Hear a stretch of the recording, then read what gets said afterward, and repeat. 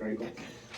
Once again, thank you so much for coming out tonight. I know that it's like beautiful weather right now, and it's a pleasure to have you here while we're hosting Nick Narigon, who has come all the way from New York City to Iowa. But he's an Iowa native, which we'll talk, I'm sure, a lot more about over the next few minutes here. So I'll just start off by doing a quick introduction. We'll chat for a little bit. He might read a couple pages from his latest book, and then we'll chat a little bit more. But mostly we'll focus on audience Q&A. So if there's anything you have questions about when it comes to writing process, his particular book, or anything about the writing life, he would be happy to chat with you about it. Right? So be thinking about questions so we can devote some time to that. But without further ado, Nick Narigon enjoyed a 20-year journalism career that included 10 years in Tokyo, where he was editor-in-chief of Tokyo Weekender magazine. He also contributed freelance articles to Kinfolk magazine, Wall Street Journal Asia, Time Out Tokyo, and other publications. In 2024, while living in Singapore, Nick co-founded the independent publishing company Hayseed Press. Through Hayseed Press, he published his first book, The F-Man Himself, in 2025. He also contributed short stories to Iowa Weird Volume 1 and a very special Hayseed Christmas, and has now released his first novel, Montuga. A University of Iowa grad, Nick now lives in Scarsdale, New York, with his wife and 2 sons. So let's welcome Nick to the stage. So, by the way, that's like the official version of like Nick's bio, but we just be like, for transparency, I've known Nick since I was 12 years old, maybe. So I'm not going to get too deep into our bio here, but like when I first moved to Iowa, Nick was, would you call it like a liaison? I don't know, like in elementary school, the principal hooked me up with Nick, and I sat next to him in my 6th grade class, and basically we became best friends, and he introduced me to all his best friends, and here we are ever since. So when I read this bio, it's kind of funny for me because I see Nick as like the drummer of our garage band, and I see Nick as like the co-director of all our horror movies we made, and I don't know, just like all the childhood things that we participated in. So it's kind of a surreal experience, but awesome experience to see you here on the stage with your first book. But anyway, without further ado, we'll probably dig deeper into that. But you've obviously written like your entire life, right? But you've only recently published your first novel. So maybe you can tell me a little bit about your journey, which is like a little bit more non-traditional as a writer, and maybe think about what the genesis of this novel was all about. Yeah, thank you very much. It's so great to see you guys here, and there's people I've known since, Jason, we've known each other since 1st grade. Like, for what I was from Art, Jason was for me. In 1st grade, when I moved to Cedar Falls, I sat next to him, and now we're all here together and be reading those books. Yeah, oh, it's fantastic. So what Mark left out is, what we really bonded over was creative writing.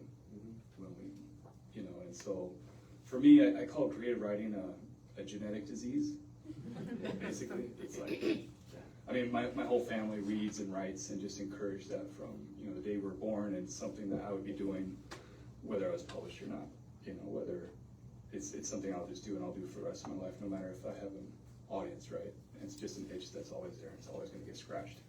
But I also have what we call like irrational confidence. I think people need to read what I write, and so that's kind of what this whole career, but what the whole journey was about. I started, creative writing, fell in love 2nd grade, my 1st creative writing class. I was like, I'm going to write a book. I went to Osco Drugstore in Cedar Falls. I bought a notebook, I bought a pen, and like, the way I'm going to write a book is I'm going to write 1 page every day, and then I'll have 100 pages, and then I'll have 300 pages. And I wrote, I think, half a page, and then that project ended. But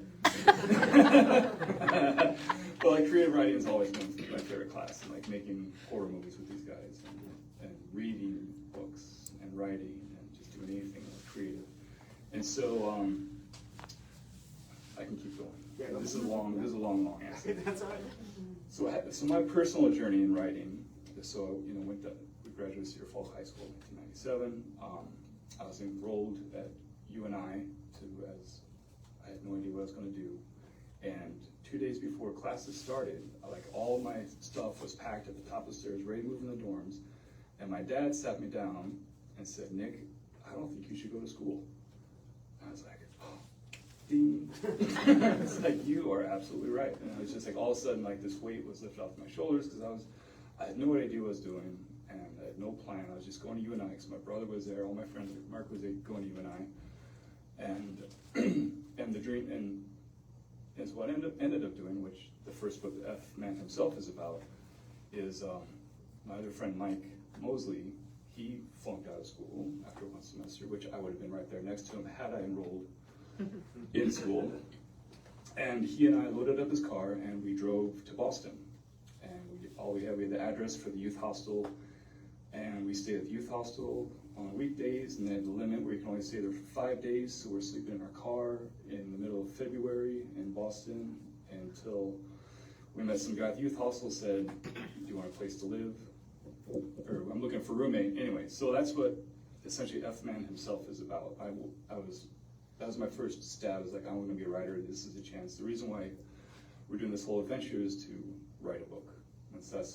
I wrote that book, and it was absolutely terrible, even though at the time I thought this is the best thing that's ever been written in the history of the world. Anyway, I sat in the book for years and years until, so move on, eventually went back to University of Iowa, studied journalism because I really wanted to make a difference in the world. Through journalism, I thought that would be the way to do it. Graduated, played drums in a reggae band for a year until they informed me very authoritatively that my life calling was not to be a reggae drummer.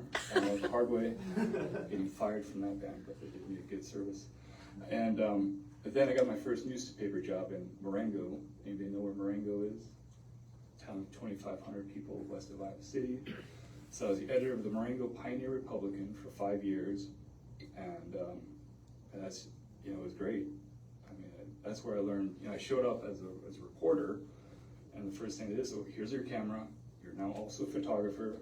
Now you're going to design and lay out this entire newspaper by yourself, even though I have zero design or pagination skills. But I took classes. I've taken so many photography classes that I should be a professional photographer, but there's just something in my brain that does not connect between the lens and what's in. Anyway, but design, I really enjoyed that, and so that's kind of what led to eventually Hayseed Press. So Marengo, my wife is Japanese. We met at the University of Iowa. She moved back to Philadelphia to get her MBA. I left Iowa to go to Philadelphia. We got married there. Worked for the Press of Atlantic City for 2 years there, and then we moved to Tokyo. And that's where I started from zero again. Just not knowing anybody, having zero connections outside my wife, not knowing the language. I tried just like my photography skills. Like, I should be fluent in Japanese for how many classes. Anyway, so just worked and started doing freelance wherever I could. Eventually got a job in the communications department. That eventually led to Tokyo Weekender magazine, where I was the editor-in-chief. Got to be a travel writer in Japan, traveling all over Japan, Hokkaido, Kyoto, drinking whiskey, sake, Japanese beer, eating sushi, staying in the nicest ryokan, the traditional Japanese inns. And then COVID happened, and that all came to a crashing halt, and overnight. And so then I was translating small town websites. And I don't know Japanese, so Google Translate was doing all the work. And then my wife, again, her company's like, "Well, do you want to go to Singapore?" And at that point, we have 2 sons. They were 6 and 4 at that time, and we're in the middle of a pandemic. We're staying at home. We're working just god awful hours, until midnight, 2 a.m. And our little boys don't understand why mommy and daddy can't play. And it was just a really stressful time. And it's like, all right, let's go to Singapore. Let's reset. And my visa didn't allow me to work in Singapore, and so I was a stay-at-home dad the whole time. It was great. My boys are at that age where they really enjoy being with dad. It's like that. My oldest son is 11 now. He starts rolling his eyes at me every time I tell a joke, which he never did before. So it was just a great time, and just kind of reset our whole family. And what I did, since I couldn't work in Singapore, I could work in America. And so I started. It's really easy in Iowa, just set up an LLC. I did out of my parents' house in Cedar Falls, and so I could do some freelance writing, freelance editing, because I knew at some point I have to get back in the job market. And they said, what have you been doing for 3 years? I can't say, well, I've been watching Netflix, stay-at-home dad work. So I was actually from Singapore. I was doing freelance writing for the Sea Rapids Gazette, which part of it. And so, but also, I go back to that childhood dream, the lifelong dream of writing a novel. And that's how, so I was like, I started writing Montuga, and I started meeting reaching out to my friends in Iowa, like a lot of former journalists who are also in the same boat, like, newspapers are closing down left and right. We want to go, revisit that itch of being a fiction writer. So we're all, you read yours, I'll read yours, you read mine kind of thing. And so, we're getting to a point where our manuscripts we're fleshing out. But then the next step is publishing a book, which is, writing the book is the easy part, which it's not easy, but once you get to the point, okay, now we're going to publish our book. And pretty much since my style is not necessarily commercial, everybody's like, well, you should self-publish. Just self-publish your book, all the platforms are there. It's like, yeah, it makes sense. And as I started realizing, go back to my newspaper days, like I really enjoyed the pagination part. I love, just that whole creative side of, starting from the beginning and going all the way to the end. So I was like, that makes a lot of sense. But also, my ego wants to have that publisher's logo on the side of the book. So like, well, I can make my own publishing company, put my logo on my book, and I can help my writer friends, especially in Iowa. And that's kind of how Hayseed Press was born. It made sense in Iowa because there's so much support for the literary scene here. I mean, just a number of bookstores as I started investigating, it's like, they're super supportive of local authors, the local scene. It's the highest literacy rate in the country, at least it was when I was in school, I believe. I hope it is still. And it just made sense. Let's help Iowa writers. But the problem I think I saw with Iowa writers, my feeling is that we're terrible at self-promotion. As they say in Japan, it's a saying is, don't be the protruding nail. So if you try to stick out from the crowd, somebody's going to come along with a hammer and smash your head back down, so everybody's flat and even. And I kind of compare that to Iowa to a degree. It can be, if you try to stick out from the crowd, somebody's going to come and make sure that we're all even. I mean, that's generalization, of course. There's so many wonderful creative people in the state who do wonderful things. But so I just thought, let's help each other, especially writers. I mean, we're terrible at self-promotion. I'm terrible at self-promotion. I'm much better at promoting other people's work than I am my own. And so that's why I'll keep rambling, because they're supposed to have a 30-second elevator pitch when you sell your book, and mine is, it needs to be a tall building. So anyway, does that answer your question? It does. No, it's like a non-traditional way of, like, we have so many folks who are like, oh, I just want to write a novel, then you write a novel, and it's like sometimes a longer journey, and you go through lots of different phases. And we'll talk more about Hayseed in a minute for sure, right? And this idea we were talking about at the Des Moines Book Festival this weekend of like, somebody was like, oh, how do I find a writing group? And it's like, well, why don't you make one? Like, if it's not available, you gotta like do it yourself, and there's something more that we're capable of in the Midwest than doing it yourself. So we'll talk more about Hayseed, how you are promoting Iowa writers, maybe towards the end of our conversation. But so you moved to all of these places internationally, and now you found yourself as like a stay-at-home dad, and you start this novel. We have a lot of writers in the crowd here, so just thinking about what is your particular process, whether it be like a day-to-day thing, like how you work, or maybe more like macro about like how you confront the writing process. Can you just talk a little bit about your process in writing the book? Yeah, I made all the mistakes you're not supposed to. I had to rewrite. Because the same thing, we'll talk about it later, but my journalism career, I was like, well, that's an easy transition to fiction writing. But it's not. It's my brother, he's a creative writing professor at Hawkeye, and he and I founded Hayseed Press together, and he's like, you write like a journalist. And I was like, what do you mean? And he's like, well, you have all the background, you have the setting, and it starts out what, who, when, why, where, and how, and it's supposed to be much more nuanced than that. So I really had to teach myself how to write again, essentially, to publish this book. So I read Stephen King on writing, that's how I started. A big thing from that is like have your own set schedule. I know you have a very strict schedule for your own writing, and I didn't. And so in Singapore, I was like, Tuesdays and Thursdays are my writing days. I'll drop the kids off at school, I'll go to the coffee shop, which is great in Singapore because there's free Wi-Fi everywhere. So I sit in the coffee shop and write Tuesdays and Thursdays. And then it's about having my own space, right? Stephen King says you need to have your own space at home. And he also says the best way to get published or get your start in the publishing world is to get a short story published. Because there's all these short story publications, there's thousands of them. And so that's what I set up to do. And so I found this weird, it specializes in, it wasn't weird, but they specialize in weird fiction. And I was like, let's get out of my comfort zone, because I've been writing journalism forever, very straight AP style, school board stories.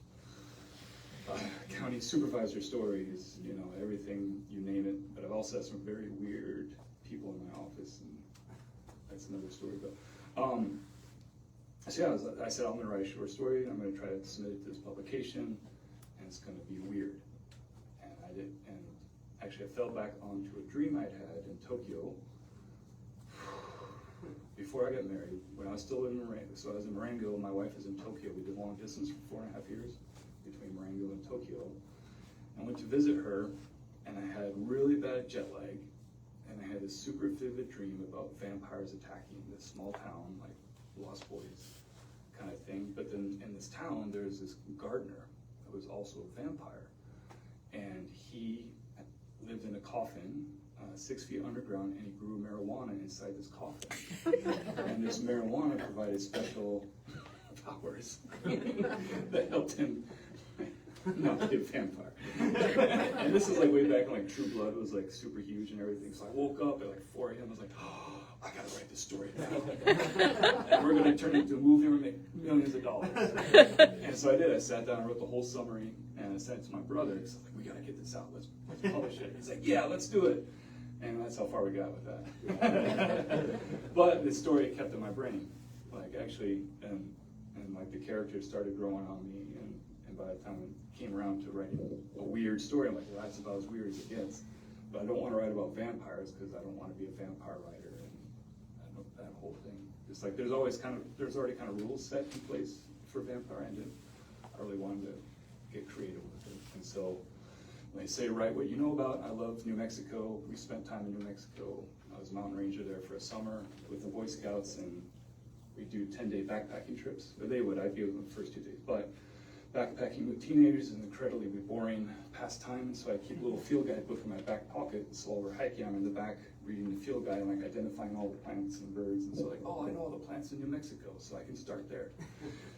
And then okay, cool. So what's mythological creatures are in that American Southwest and Mexico, and that's where the whole Nagual mythology came up. And another question, like I'm a big fan of, not fan, but I read Carlos Castaneda's Danyaki and the Way of Knowledge, which is the Nagual shaman. They do peyote and smoke marijuana out in the desert and find their spirit animal. I was like, that's interesting.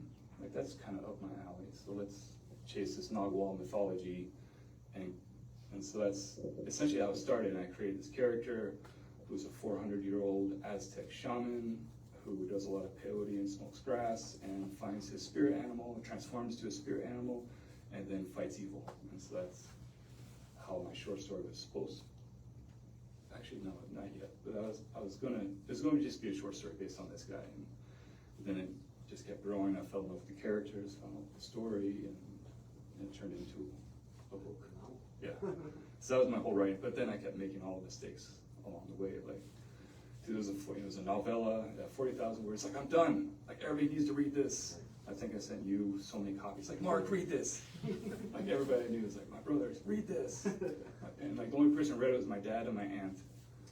And they gave the best feedback. Like, my aunt's like, well, it's more about the brother and the sister. It's like a story about the brother and sister. I'm like, oh yeah, I didn't even think about that.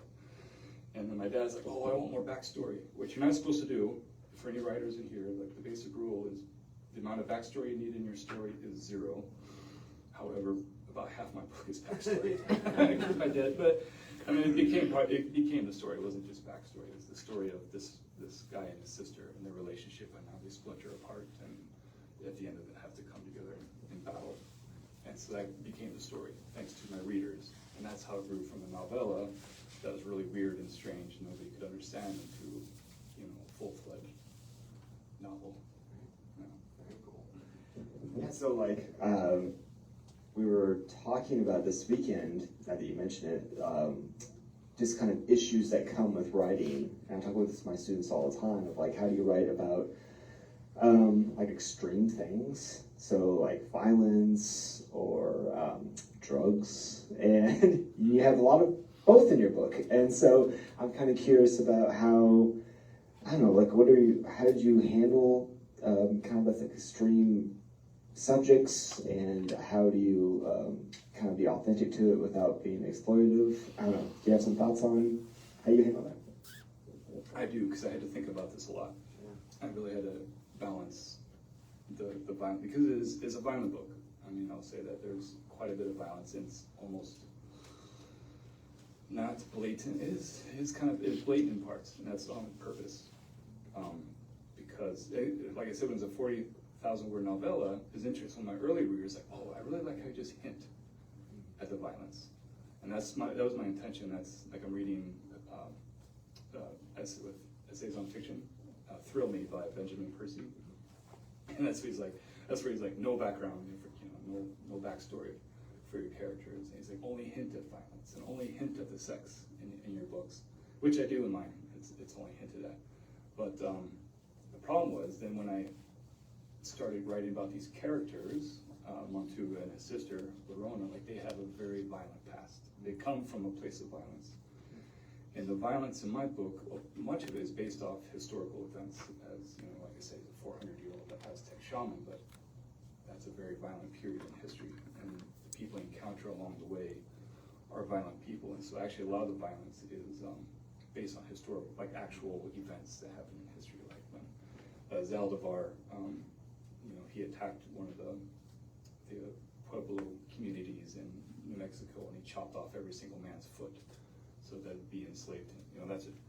So I was a little blatant with the violence to kind of put it in the face, because as a society we tend to sweep that under the rug, and I think even today, like, you know, billionaires can have sex with children, and it's apparently okay. Sorry, not to get political, but I mean, it's, you know, it's easily swept under the rug. It's easily ignored. And so in this book particularly, when it came to the violence, it was a little more on the nose. And then it kind of, as it goes along, it kind of mellows out a bit, and then it focuses more on the characters and the story. But the first half is about their past life as they move from Mexico into New Mexico and encounter all these violent people. And then, so I thought about it a lot, because actually then my last reader, the first one's like, oh, I like how you hint at violence. And the last one's, it's a little violent. It's like, can you tell me where? Like, so I didn't want to be a violent.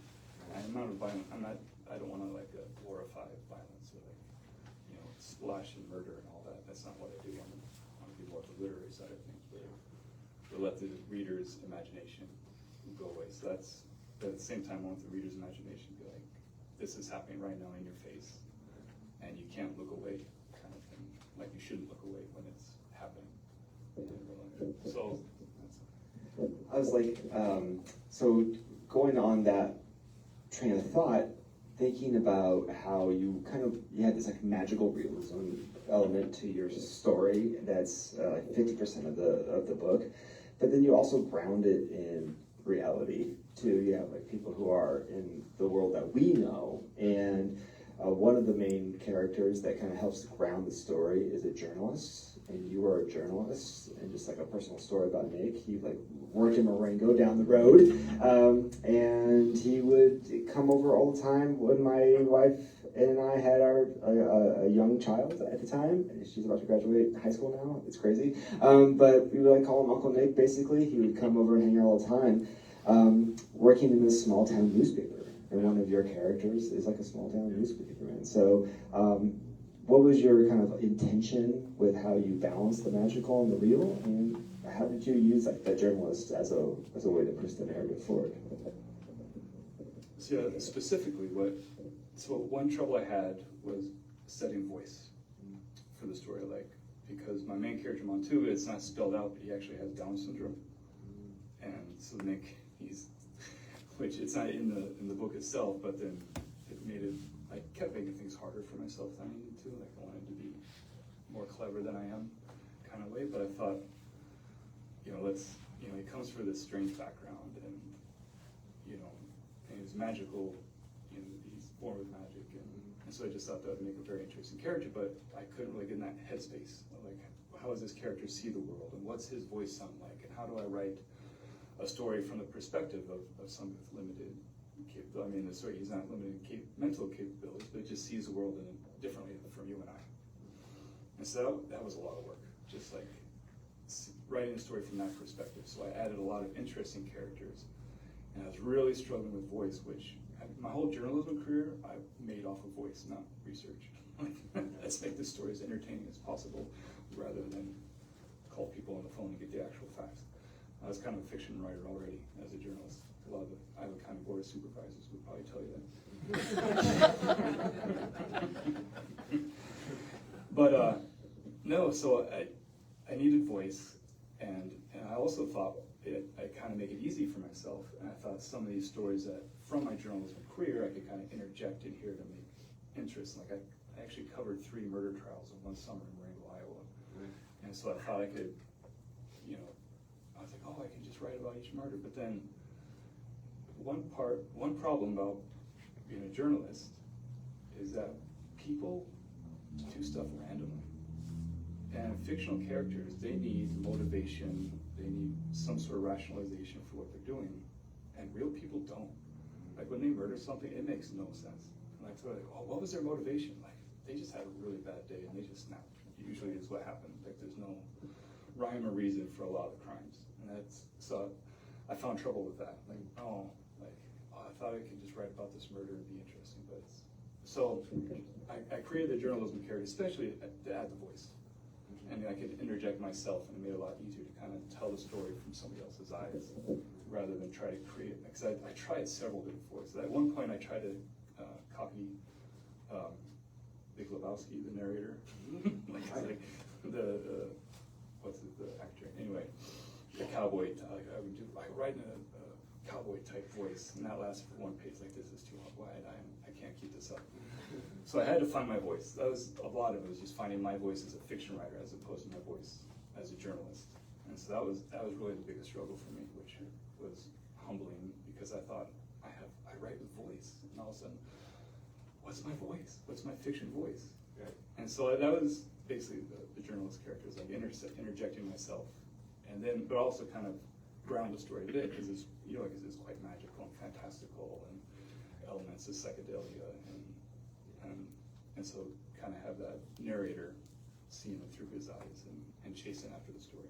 Yeah, absolutely. I feel like they were like almost like the detective trying to like figure out the case, and so I was able to like when you get kind of into the magical and you start to kind of lose your way, the journalist helps to kind of lead the trail for us to kind of follow the plot a little more, and so it gives us like some sort of path to follow in the book. 100%. Yeah, exactly. Yeah. You need that. So maybe you can talk before we open it up to some audience Q&A a little bit. About like, do you want to talk about Hayseed Press a little bit? So you were talking about Iowa has a voice. They have a strong literary community. They tend to maybe not have like representation out there, and so you and your brother put it up on yourself to open up this publishing house to support Iowa writers. Do you want to talk a little more about that? I'd absolutely love to. So Hayseed Press. I said originally I started to self-publish my book, but I also wanted to help other authors, because I think I have a fairly big network just throughout a 20-year career, and I just keep meeting writers all the time who are having the same struggle. And so I just thought, well, let's kick down the doors together. At least with a little publishing house, we can at least crack it open a little bit, and then we can give. We're not going to make anybody famous. We're not going to make anybody rich, but at least we can give them something they can take to the next step. Say, look, I've been published here. They go to the next publisher, the next agent, or the next short story submission. And say, I've been published in this book. I've been published in this book. So that's why we started first Iowa Weird, Volume 1, and actually Jenny Fee is here, one of our wonderful contributors to both Iowa Weird and Hayseed Christmas.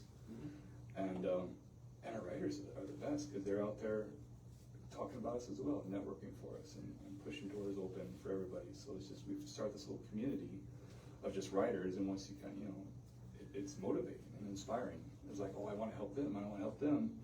And instead of, when you're by yourself, it's easy to just kind of stop and get frustrated very easily. But when you have other people, it's like, oh, they're working at it, so I need to work at it too. So, and that's, Iowa Weird Volume 1, it's inspired when I was in Singapore. There was True Ghost Stories of Singapore. And it's just one guy, and he just gets submissions, and everybody send in their true ghost story. And he's got like 25 volumes, and he's just making a killing. It was really interesting. I mean, some of it's just like the same old, campfire stories you've heard, just placed in Singapore. I was like, we could do that in Iowa. I mean, people in Iowa love ghost stories. And so that was like the first project, like, let's see what we can do with this. So I kind of put out the calls, like, oh, we're looking for true ghost stories, submit your story. And I thought it'd be easy for me because I didn't have to do the writing. Like everybody else do the writing, they send it in, and I just have to put in a Word document and upload it to my software, and I'm done. Trouble is, nobody sent any stories at the beginning. Like, I got zero interest. And so, all right, I'm gonna have to put some work into this. So, and we're running up against Halloween. It's like, we need to get this done. If we're gonna do it, we gotta do it now. And so that's why I reached out to you and just any writer friend I had, like, do you wanna write a creepy, creative fiction story rather than, it can be based off true story, or you can just take your imagination and just run wild with it. And some people did that for sure, and some people based off true story. And we got a lot of good reception for that. Like, a lot of people were interested in it. And I was actually at New York Book Con 2 weeks ago, and I sold out by the afternoon. I was there to promote my book, and I was there with actually Corey Thoreau from Green Dragon Bookstore in Fort Dodge. She had a booth there at New York Book Con. She put out a message on Instagram, like, hey, any authors in New York want to come sign books at my booth? Like, yes, me. Like, I just come out with my book, this is perfect. Like, let's go there. So I had stacks of Montuga. But people are interested because I think the cover's beautiful by Jackson Moore, but they don't know me and they don't know the story. So, but then they saw Iowa Weird, and it's like, I need to have this book. And it was crazy. And I sold out. I had 8 copies because I didn't print anymore because I didn't know how much money I should invest in inventory. Like, we're still figuring that part of it all out. And I was like, oh, I should have printed more Iowa Weird. Yeah. On the flip side of that, I also took my grandfather's memoir, because one of the books we published, the second book we published, my grandpa Joe, he wrote his memoir before he passed away about growing up on the farm back in the Depression era in Adams County, which does not sell at all in Iowa. And I thought, everybody's gonna want to read this book. And they're like, we know this book, we live this book. But in New York, I sold out there as well. Because oh, what is this? Like, super quaint story about Iowa. So anyway, that's part of what we're doing here at Hayseed Press. So then after Iowa Weird Volume 1, we're like, actually my wife suggested, why don't you do a Christmas volume? So we did a very special Hayseed Christmas, and again, I gave pretty much the same writers that directed, like, can you write like a Hallmark style Christmas story, very cozy, very warm, happy ending. And we talked about writers have a very wide and wild interpretation of what a happy ending is. And so it became more like Hayseed, or like Iowa Weird Christmas. Like Jenny wrote a very nice, cozy, warm-hearted story, and some others did it well. So it just became more of a variety of Christmas stories. And so that's why I talked to my brother Aaron. I roped my brother into Hayseed Press because he's a creative writing professor over at Hawkeye Community College for 25 years. And he's kind of got the side that I don't have, which is the expertise in grammar and brilliant editor, and he can look at a story and say, oh, we fix this, this, this, and this. So he's more the back end work, and I'm the face of the company, if you will. Right? He's got a pretty face as well. Right? But yeah, so we're working on Iowa Weird Volume 2 right now. If you're interested, we're taking, the submission deadline is June 1st, but we're flexible with deadlines. That's the early deadline for writers who have trouble meeting a deadline, which most writers are. And you're looking for like Iowa, just Yeah, stories? so I mean, as I say, we're trying to give preference to the true ghost story because that's kind of the reviews we've had. They want more of the true ghost story side of things, but also we want writers to, express themselves and let their imaginations go wild and really show themselves as a writer. Word count, say 2,000, 5,000 words. Submission deadline June 1st. And it just has to be based in Iowa. Creepy ghost story, demons, aliens, creepy crawly things based in Iowa. And then we're going to follow up again with Christmas. And we're still debating a bit if that's going to be, we might just lean into the weird right now because that's kind of trending, as Corey told me. It's like, with my book, like, so it wasn't selling, and she's like, well, just put a note card on it that says dark and weird. And I did that, and a lady came and was like, oh, dark and weird, that's exactly what I'm looking for. And she bought my book. So like, weird is trending right now. We just happened to stumble upon it, Right. because we enjoy the weird. I mean, that's kind of what we lean into. So this year we'll keep it weird, and then so we'll continue with Iowa weird as long as we can, as long as people are still enjoying it. And then the Christmas, I'm thinking maybe we change the topic. Sure. Maybe we'll do like steamy romance Christmas in Iowa or something like that. It can be fun. So we're going to continue that, and then we're coming out next month with a graphic novel, our first graphic novel called Drunk Onion, and that's by a Maxwell native, just outside of Ames, tiny town of 800 people, but he went to the University of Iowa where I met him. Now he's an award-winning writer in Boston. He wrote his memoir about he did a road trip with his 5-year-old son from Boston back to Maxwell, and he got the Pushcart Editor's Award for it. And his son is now 14, and he's an award-winning artist. And he's exhibited in Boston, has won art awards, and they make comic books together. And they did one graphic novel, and they actually have an agent for their next graphic novel, which is more another kind of autobiographical, because about the 14 will be in a neurodivergent, biracial kid growing up in America. And so they sold that to an agent, but then they had this Drunk Onion, and they're like, they said it's too weird and not commercial. I was like, well, That's your jam. that's what we do. It's clever as hell. It's cute. It's funny. It's this alcoholic onion and his misadventures, but then, his redemption story to sobriety in the end. And and for me, it was like, all right, let's try it. Let's try something new. Yeah. And we got it done. Actually, I just made the last payment to the printer this morning, and so that'll be sent out next week. We got a book launch in Newtonville Books in Boston on May 23rd. So I'm taking the whole family to Boston for Memorial Day weekend. And then after that, Melinda Wickman, who's been here before, we're publishing her next book, which is called Exercise Finished, and I don't know if you know Melinda, but she's a dog trainer. Like, she's won all sorts of awards at dog trials and stuff like that. So this book is about a murder mystery at a dog trial. And it's like, murder mystery, dogs. It sells itself. And she's a wonderful writer as well.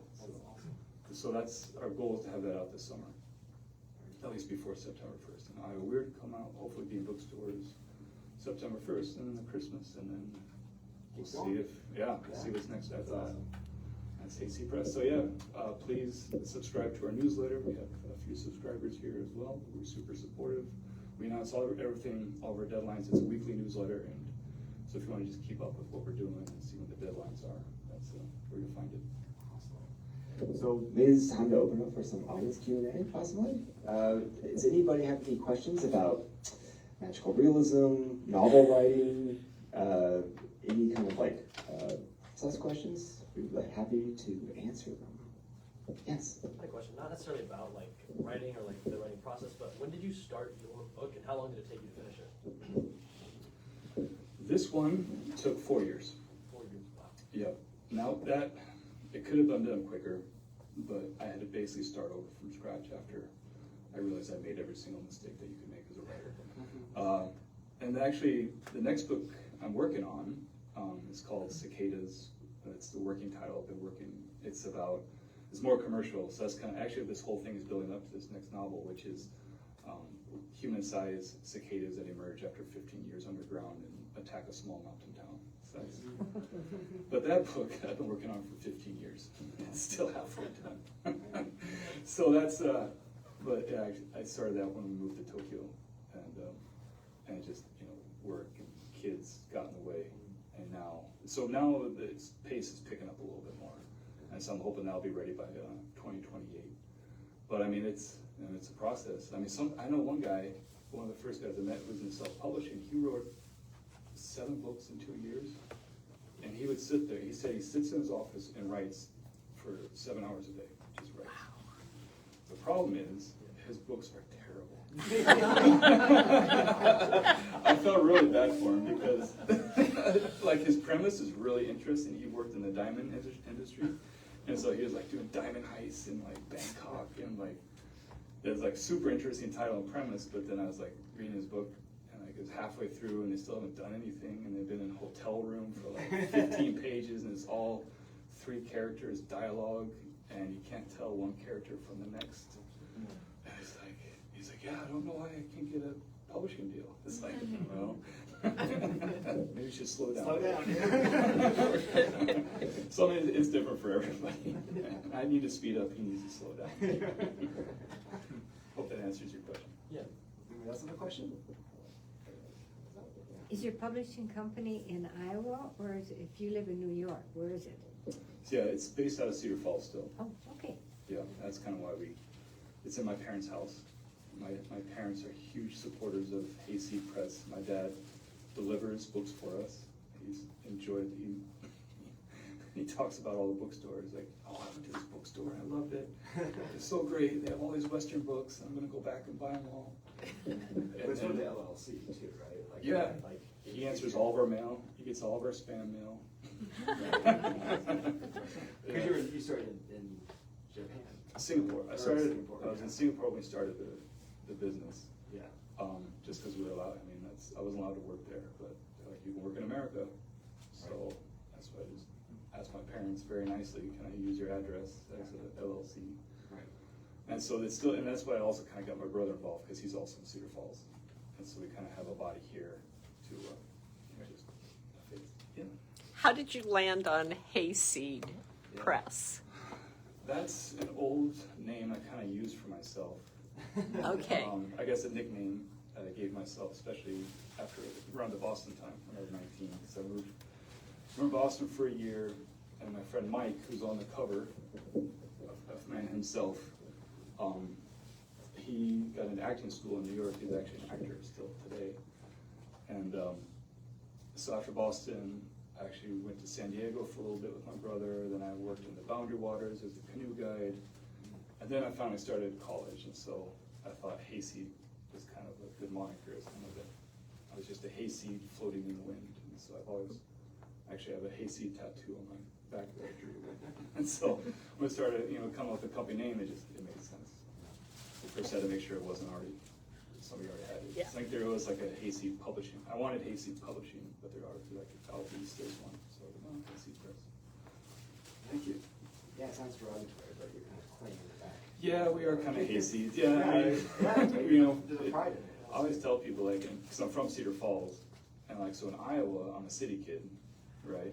But then you go outside of Iowa, and then you're the hayseed, Right. country bumpkin. Right. Any other questions? Do you have advice for writers who have experience with short stories but dream of being novelists? Like, how do you, it's such a daunting jump to make. How do you approach that? That is a very good question. Essentially, what it came to is just falling in love with the story. Like, it took a long time to decide this is going to be a full-length novel. Like, I was working on a short story, and I fell in love with the characters. I knew there's a bigger story here, and so I just had to write it. And that was kind of the same thing with like cicadas. Like, it was just, I fell in love with the characters, I fell in love with the story, and I had to write it. It just had to be a longer novel, and to jump from the short story to the novel, and it's not like I didn't do an outline. It's not like I outlined anything. I know some writers do that. Some say you need to have little post-its around names of characters, and that's the trouble with cicadas. So I've been writing for 15 years. I forgot who the characters are. And librarian's like, who is this?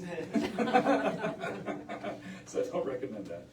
Because then I have to keep like a separate Word document with all the characters and all the places, names. And so, I mean, it's tough. It's different for everybody. Some people can just write novels. Some people really struggle at it. But I think it's, finding the way that works for you. Maybe you need an outline. Maybe, finding a writing community. Just finding people to bounce ideas off of to help you flesh out those characters and tell you, make recommendations on how the story can be built bigger. I think sometimes the story will tell itself.